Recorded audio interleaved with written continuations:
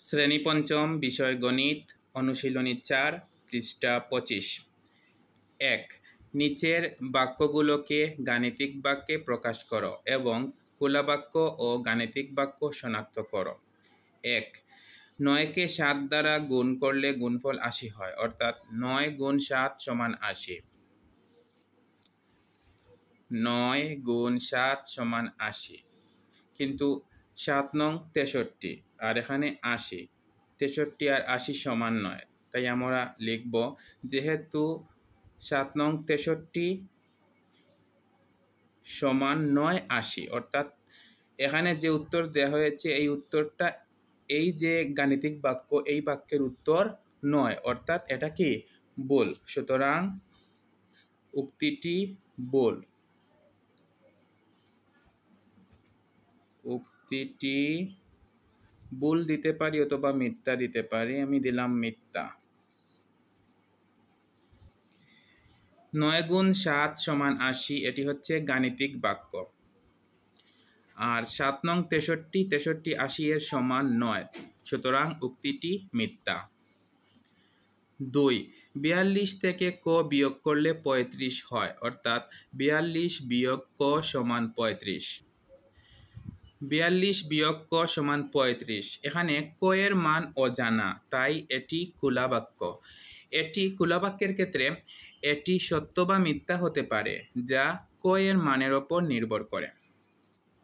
এখানে যদি চতুর্ভুজ থাকতো তাহলে লিখতাম এটি সত্য বা মিথ্যা হতে পারে, যা চতুর্ভুজের মানের উপর নির্ভর করে। এখানে যদি ত্রিভুজ থাকতো তাহলে লিখতাম এটি সত্য বা মিথ্যা হতে পারে, যা ত্রিভুজের মানের উপর নির্ভর করে। অর্থাৎ খোলা বাক্যের ক্ষেত্রে এভাবে লিখতে হয়। 3.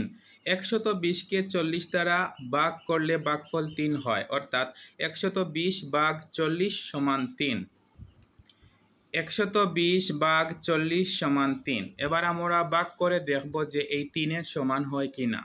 40 দিয়ে 120কে ভাগ করব, 40-এর নামতায় 40-কে 40, 40 দুগুণে 80, 3 40-এ 120, অর্থাৎ মিলে গেছে, তাহলে 3 হয়েছে উত্তর। এখানেও 3, এখানেও 3, তাই লিখেছি যেহেতু 120 ভাগ 40 সমান 3 সমান উত্তরও দেয়া আছে 3, যেহেতু 3 সমান 3 অর্থাৎ মিলে গেছে, মিলে গেলে উত্তর সত্য, সুতরাং উক্তিটি সত্য। 2. নিচের খোলা বাক্যগুলোর অজানা প্রতীকের মান বের করো যেন বাক্যগুলো সত্য হয়। 1. একটি ত্রিভুজের ক বাহু আছে, আমরা এবার এটা করব। একটি ত্রিভুজের ক বাহু আছে, আমরা জানি একটি ত্রিভুজের 3টি বাহু থাকে। কয়টি বাহু থাকে? 3টি বাহু থাকে, তাই ক এর মান 3, সুতরাং ক এর মান হচ্ছে এই 3, ক সমান 3। 2. ক টাকার জিনিস কিনে 50 টাকা দিয়ে 23 টাকা ফেরত নেওয়া হলো, অর্থাৎ জিনিস কেনা হয়েছে ক টাকা আর মোট টাকা দেওয়া হয়েছে 50 টাকা, 50 টাকা দিয়ে ফেরত নেওয়া হয়েছে 23 টাকা। জিনিস কেনা হয়েছে ক টাকার, মোট টাকা 50 টাকা, ফেরত 23 টাকা, অর্থাৎ মোট টাকা থেকে খরচ বিয়োগ করতে হবে, তাই লিখেছি প্রশ্ন মতে মোট যে 50 টাকা, এই 50 টাকা থেকে বিয়োগ এই ক টাকা, তারপর ফেরত হচ্ছে 23 টাকা। 50 টাকা থেকে খরচ যে টাকা, এই টাকা বিয়োগ করলে আমরা ফেরত যে টাকা, এই টাকা পাবো, অর্থাৎ এই 23 টাকা 23 টাকা ফেরত, আর 50 থেকে ক বিয়োগ করব। আর ক এর মান কত, খরচ কত টাকা খরচ হয়েছে তা আমাদেরকে বের করতে হবে। এবার আমরা দেখতে পাচ্ছি এখানে 50, এখানে 23, যেহেতু এদিকে বড় তাই এদিকে আমরা অঙ্ক করব, তাহলে এই 23কে আমরা এখানে আনবো। 23 আছে যোগ অবস্থায়, যদি যোগ অবস্থায় থাকে তাহলে অন্য পাশে এসে বিয়োগ হয়ে যাবে, তাই 50 দিয়ে বিয়োগ দিয়েছি, তারপরে এই 23 লিখেছি সমান, ক ছিল বিয়োগ অবস্থায়, এখানে এসে হয়েছে যোগ অবস্থায়।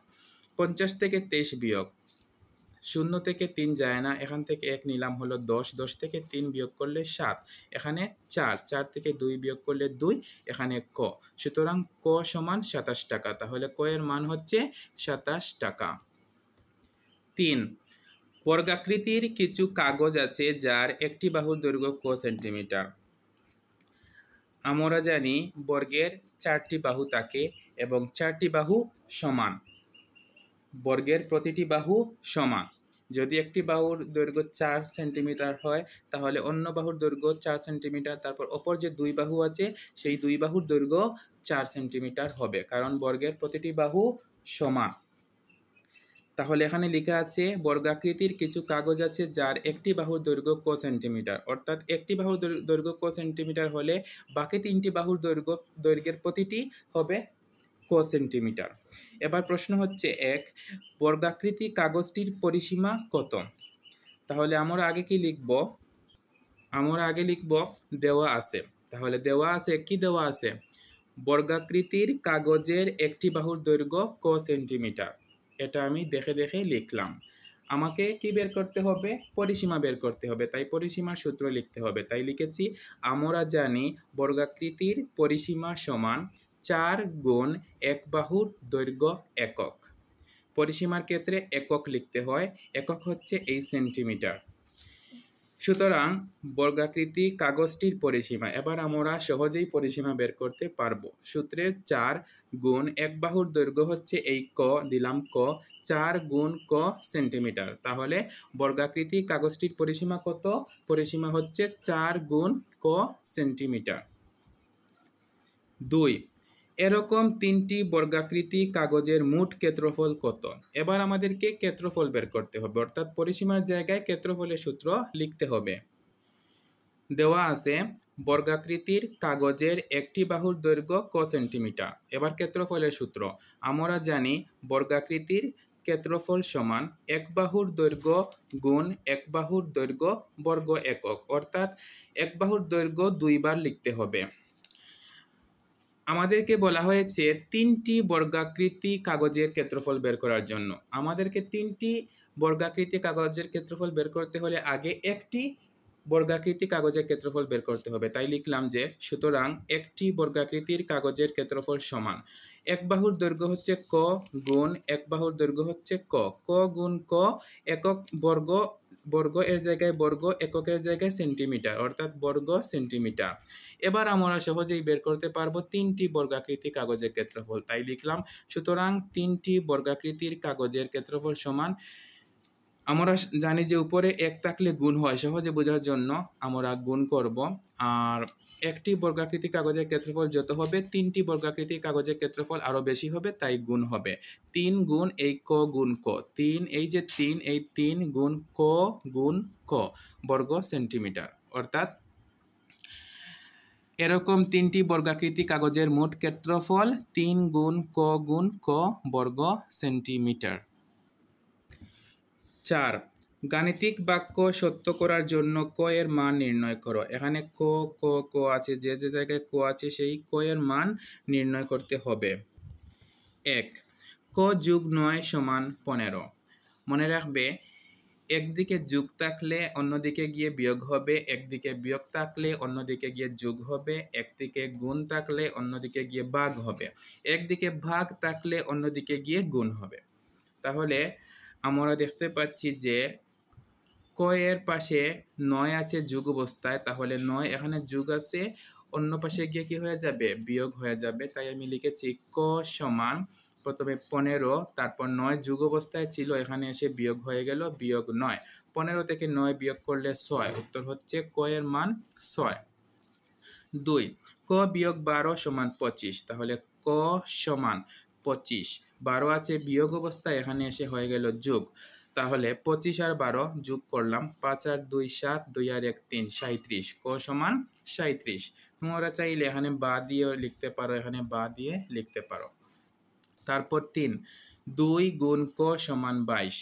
এবার আমরা দেখতে পাচ্ছি 2 আছে গুণ অবস্থায়, তাই 2 এখানে এসে কি হয়েছে? ভাগ হয়েছে, অর্থাৎ ক সমান 22, 2 গুণ ছিল, এখানে এসে ভাগ হয়েছে, ভাগ 2।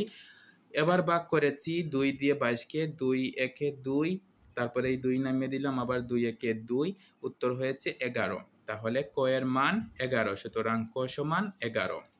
এবার 4,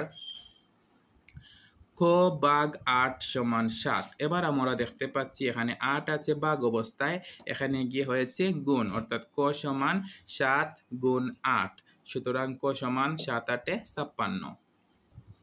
5, 7 গুণ প্রথম বন্ধনী 8 যোগ ক সমান 63। প্রথম বন্ধনীটা আমরা রেখে দিলাম, আর প্রথম বন্ধনীর আগে যে 7 আছে 7 গুণ অবস্থায় এই 7কে আমরা এখানে ভাগ করে নিলাম, অর্থাৎ 8 যোগ ক সমান 63, আর 7 গুণ ছিল এখানে এসে ভাগ হয়েছে, ভাগ 7। 8 যোগ ক সমান 63 ভাগ 7, অর্থাৎ 7 9 63, অর্থাৎ উত্তর 9। এবার আমরা দেখতে পাচ্ছি 8 আছে যোগ অবস্থায়, তাহলে এখানে এসে বিয়োগ হয়েছে, ক সমান 9 বিয়োগ 8, সুতরাং ক সমান 1। ক এর মান হচ্ছে 9 থেকে 8 বিয়োগ করলে 1। এবার 6, ক বিয়োগ 4, এটা হচ্ছে প্রথম বন্ধনীতে, ভাগ 6 সমান 6। প্রথম বন্ধনীর বাইরে যেটা সেটা আগে করব। প্রথম বন্ধনীর বাইরে আছে ভাগ 6, ভাগ অবস্থায় আছে, এখানে এসে হয়েছে গুণ, অর্থাৎ 6 আর এই ভাগ হয়েছে গুণ, গুণ 6। ক বিয়োগ 4 সমান 6 গুণ 6, ক বিয়োগ 4 সমান 6 6 36। এবার দেখতে পাচ্ছি 4 আছে বিয়োগ অবস্থায়, এখানে এসে হয়েছে যোগ, অর্থাৎ ক সমান 36 যোগ এই 4, সুতরাং ক সমান 36 আর 4 যোগ করে 40। ক এর মান হচ্ছে 40। প্রিয় শিক্ষার্থীরা, আজ এই পর্যন্ত। পরবর্তী ক্লাসে আমরা 5 নং সমস্যার সমাধান নিয়ে হাজির হব ইনশাআল্লাহ। সবাই ভালো থেকো, সুস্থ থেকো। আল্লাহ হাফেজ।